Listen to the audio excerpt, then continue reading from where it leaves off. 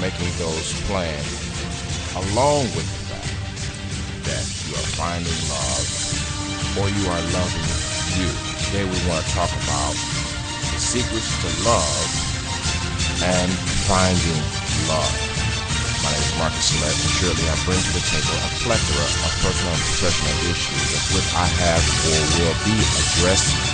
But I also bring to you the wisdoms, the lessons that I have learned so that you would not have to endure and incur needless burdens, needless pains. So I trust that you will tell a friend and share. All I can say is, welcome aboard.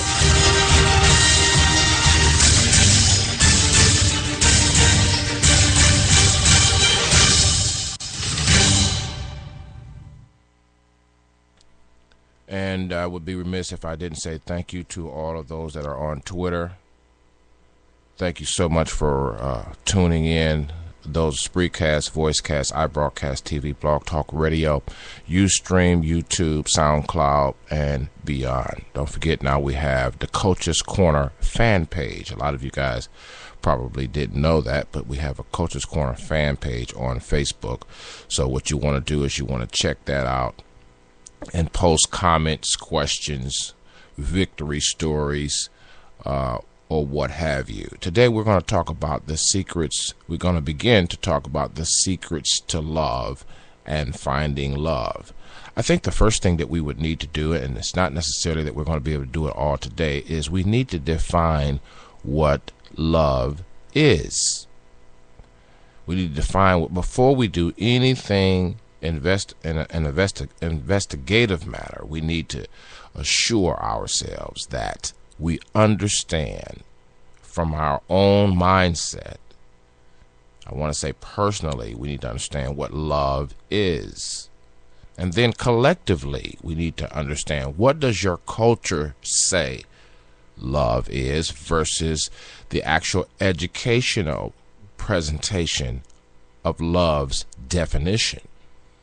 Because if you don't know what love is, it could be in your face and you wouldn't know it. And too often, more than not, that is the case. The case is that the real deal situation is facing you or have faced you at some point or another, but you denied it, but you recreated what would be suitable for you. So you thought it would be suitable. And then you find out it wasn't love at all. And then we have to also make sure that we find out what love is not. Some people say, well, it's a mystery. I don't think that love is a mystery as much as love is a commitment and a covenant that requires all of us. And too many times we're not available. We've committed ourselves to our desires, or we've committed ourselves to our drives and appetites. We've committed ourselves to the flow of cultural demand. And thereby we have thus clouded our judgment, our reasoning capacity to understand the basic framework of love. Of course, I'm no expert at it. But I can tell you one thing. Those who have plunged into the search or the journey for love have at least found out to some degree what love is not. And you have a biblical passage of scripture that has committed itself to some outlines regarding such. Love is not selfish. Love does not hold grudges. I'm paraphrasing. Love does not seek its own. The intellectuals of our Western culture frown down on the context of love. You know why? Because it requires service to others, service regarding and for and by others. And we have a very particular part of our culture now that is rising up with an intellectual ideology. And in a great movie by one of the central ideology ideology writers of the early 60s. The question was asked, amongst all this intellectual exchange and display of intellectual discipline, what about love? Incidentally, the author was having an affair with the protege. Both were married. And they toured the country, United States of America, in fact, and even around the world. Wrote a book. Hollywood made a movie about the book, Atlas Shrugged. Some of you guys may know who I'm talking about. But then the internal aspects of the institute that Ayn Rand constructed began to fall apart because no one seemed to have a handle on how to handle love. We want to eradicate it, but we still have the attractions, and we have all the drippings and the trimmings of love, but how do you find the center of it? Some of the kids may say, well, love is a feeling. I have feelings for you. I have feelings for her. But, in all reality, as you mature in life, love is not a feeling. It really is not. Love is not a feeling. Now, whether we say that, to mean something else or not is another question. But really, when you think about the maturity of the matter, love is a decision. Now, again, let me go back to the idea of you defining love. Because, see, I can define love for me. Because I've been introspective. I've done a bit of research. I'm talking about for myself. But I can tell you that of a truth, my definition will be warped at best if I had not had an integrity test. The integrity test asks me, am I going to tell the whole truth and nothing but the truth, so help me God? Not in the court of law, not in the court of community opinion, not in the presence of a body of believers such as church. But am I going to take and plunge into the journey of life, the rest of it, having started off every day that I can with an integrity test? That I'm going to tell myself the truth, and I'm not going to allow people around me who are going to redefine things for me so that they can have an advantage in my life. And so it's helpful. It's very, very helpful to understand that in order to define love, and in order to find love, define and find, an integrity test is still required. And most people will not tell themselves the truth. Deflection has been a great part of our pretentiousness.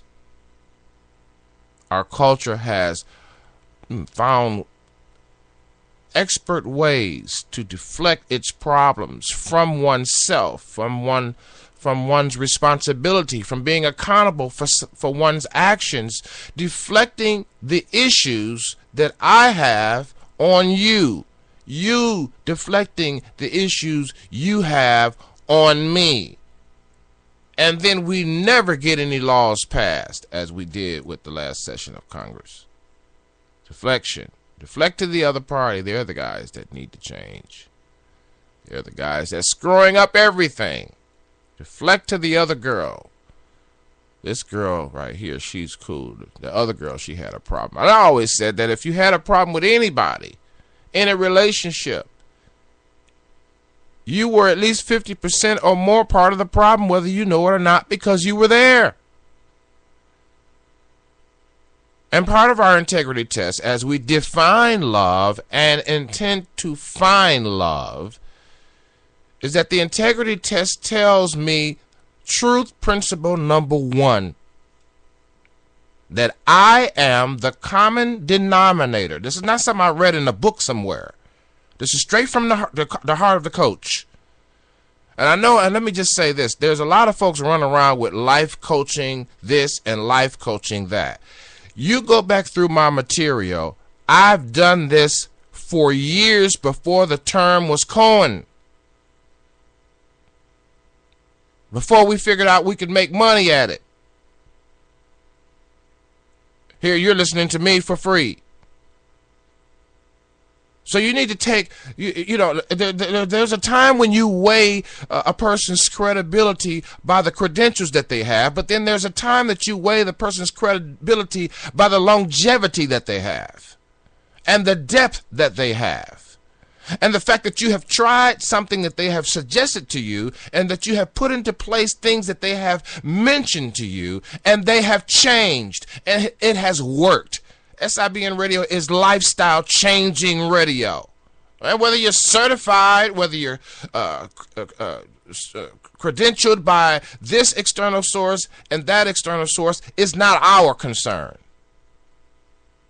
Our concern is to get you to the finish line, and we know how to do that. So the common denominator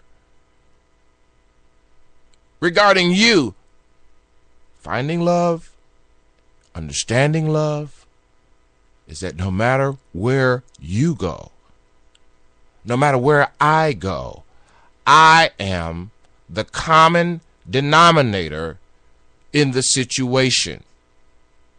The worst of the worst could happen in a love situation. But I assure you that until you take an integrity test and pass it, until you tell the truth, the whole truth, and nothing but the truth to yourself, you will be walking in what you think is love. And if you notice the tenets of real love, one of the tenets is longevity. One of the tenets of real, authentic agape, if we will, because there are multiple levels or types of love. We won't cover that today. But one of the tenets is longevity. One of the tenets. So part of the problem here is that in the secret to discover love and define love, I have to warn you that you must take an integrity test. And it cannot be biased. In other words, when you take your integrity test to find and discover love and to define love, you must understand that it must be validated. You can't take a test without it being graded by the professor, by the teacher in school. You can't pass the test, tell the truth and everything in court without being cross-examined. You can't tell me, well, I'm going to tell myself the truth, Coach Marcus, and then you don't run into some life test that's going to put the words that you have spoken to yourself as well as to me or others to the test. The secret to love and finding love is first admitting I am willing to tell myself and I'm willing for others to tell me the truth, the whole truth, and nothing but the truth. Meaning, by default, I don't perhaps know what love is, or I may have a clue, I may have a hint at what love is. Or I have found love, but I'm interested in developing, cultivating, tending to the love that I have found. Now, don't confuse as I veer off to the left here, having looked in my rear view mirror and seeing someone driving too close. Let me change lanes. Don't confuse attractions with finding love. This is the part that I struggle with, because we all have attractions to different kinds of people based on our exposure from child up. But attractions are not the only gauge. I felt something right there. Push me. Attractions are not the only game. The external makeup and design, as beautiful as it may be, handsome, pretty, is not the only gauge for defining and finding love. I'm sorry. I know you may disagree. But if love becomes too sensual in your definition, you've veered off course. You've had a DUI, for real. If love in your definition or in your discovery or in your attempt to find love, if you see that there is more sense RAM than spirit RAM, then you have veered off course. There's DUI. My suggestion is call 911.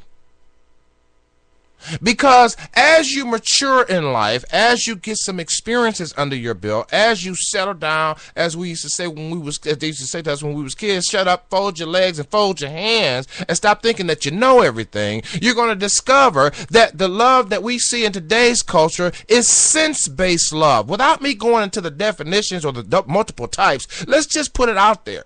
If we find that the love that we have, I can't keep my hands off her butts and breasts, talking about the guys. I got to have sexual contact anytime I want it. And I got to have her doing what I want her to do.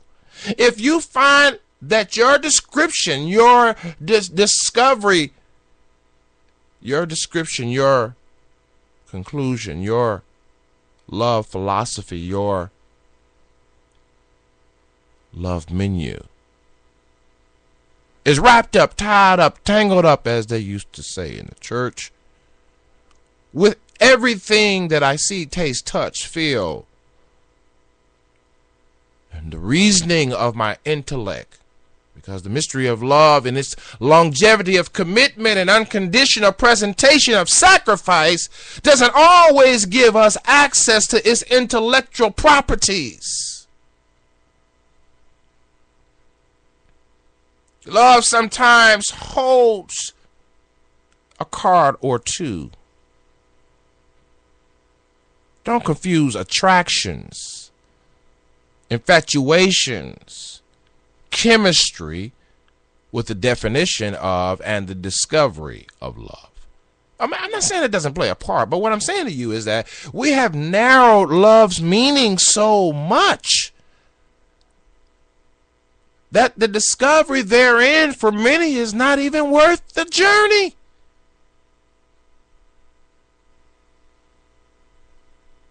It's good if you're looking for love. That's a good sign that perhaps there's something healthy going on in you. But at the same time, I need you to commit to the truth. I need you to stop practicing deflection. I need you to stop using pretension as a lifestyle and only use it in cases of emergency.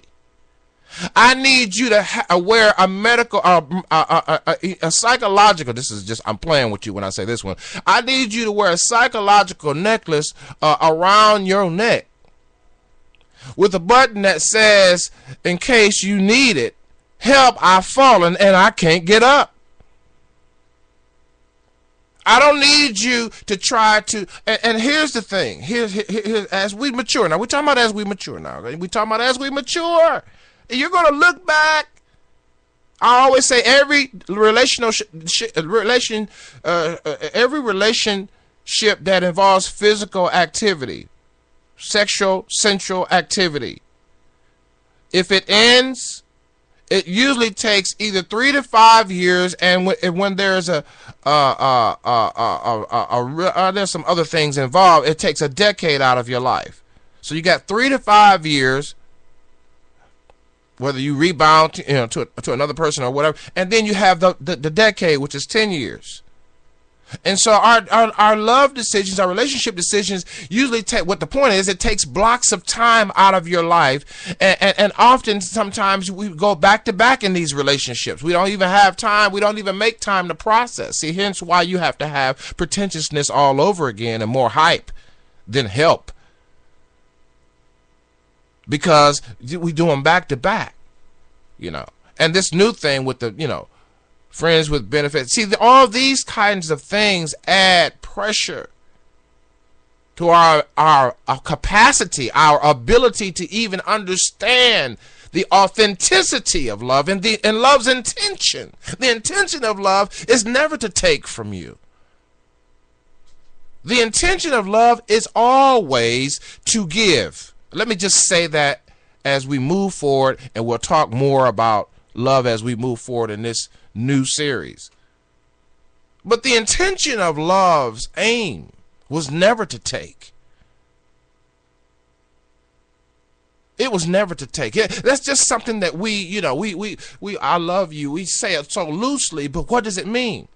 Well, I just want to tell you up front, the intention of love's journey is not to take, but to give. And oftentimes we give the wrong gifts first and the great gifts last, but by the time the wrong gifts are given first, opened up, and enjoyed, the last gifts are not welcome. I need some help right there. So let's rehash, or let's recap. You want to find love, you want to be in love,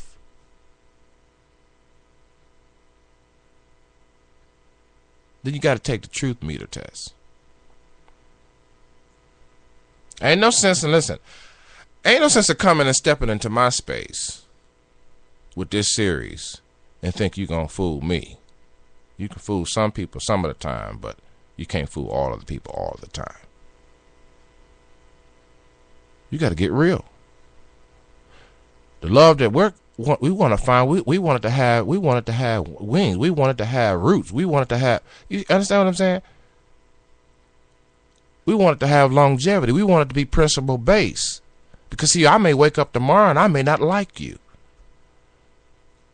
But if I'm in love with you, I can work out the unlikeliness.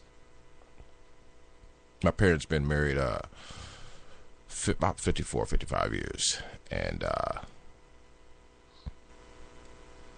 my mom was telling us a story about how my dad was telling us a story. He said, your mother was talking to me about X, Y, and Z, and she just went completely bonkers. We was like sitting on the edge of our seat, like, okay, what did she say? She said, I don't like you.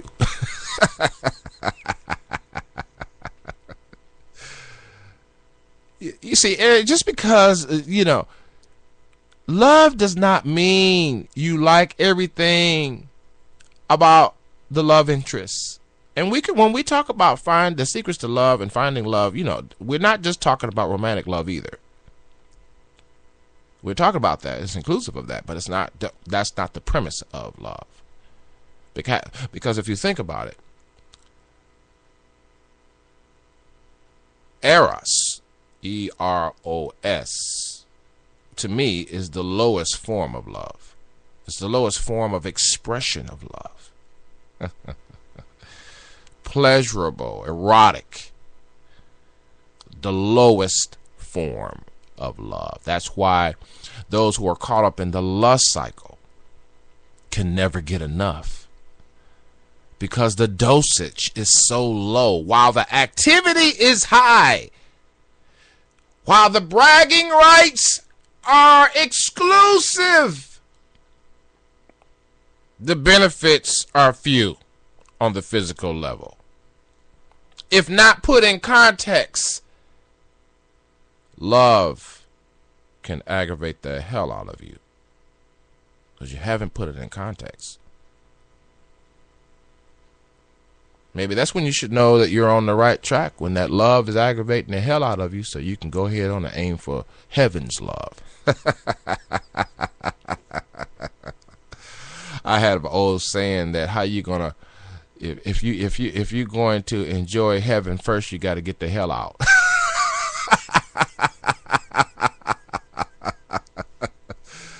You know what I'm saying? I mean, don't confuse attractions. Now, if you can separate, now most of us can't do it though. The romance of it all, the courting and the romantic sway of it all. If you could separate that just for a moment. Put aside the ability to reason that sensual-based activity is love. If you can admit that. And part of our culture has done that, to my surprise. She means nothing to me, but why are you yet taking the good she have to offer? Why are you having climaxes when there's no covenant? Why? The climax is the crescendo of a congruent amount of a principle-based commitments. And why are we having climaxes where no commitments can be found? Hence we have weakness, clouded judgment, limited reasoning, false intellectual hopes. And then we have the nerve to try to put God in this mess by covering it, smothering it with church activity, as if church is going to erase all the reality that you have created with your sexy self.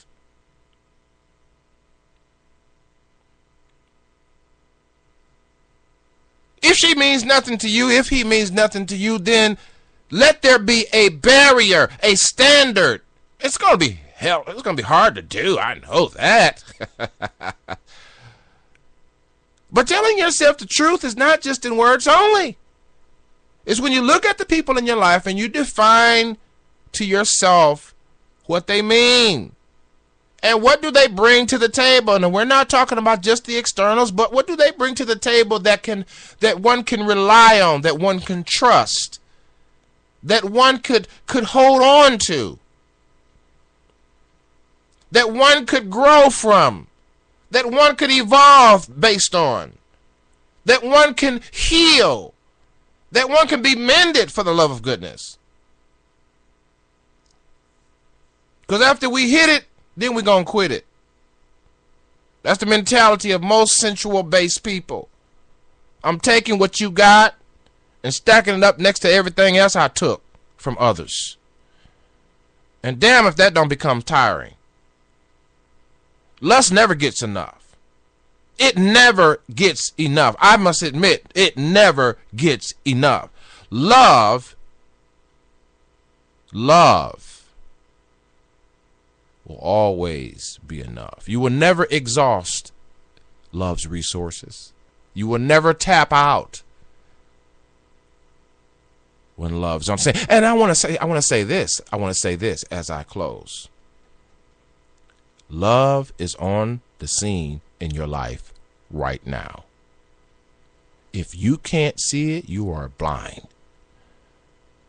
There are people that love you and care about you, that are speaking into your life and preparing you for those great romantic moments.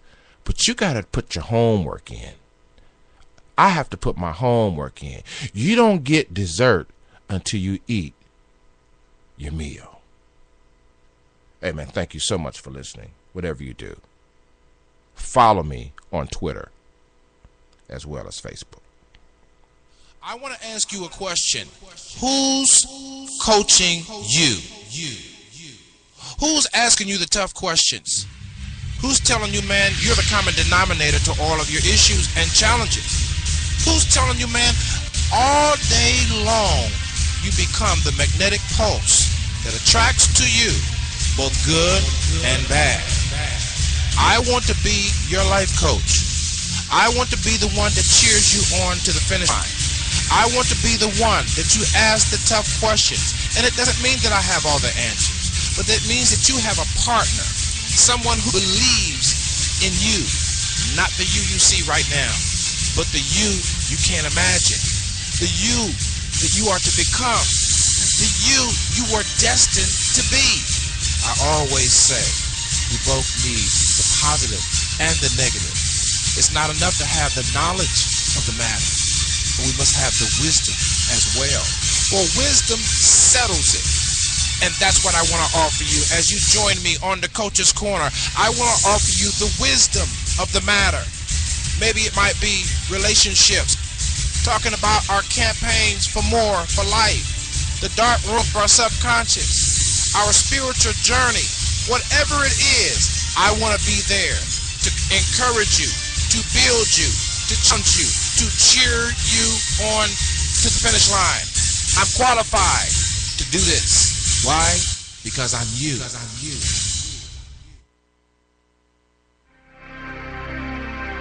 You're listening to SIBN Radio on the Select USA TV iBroadcasting Network.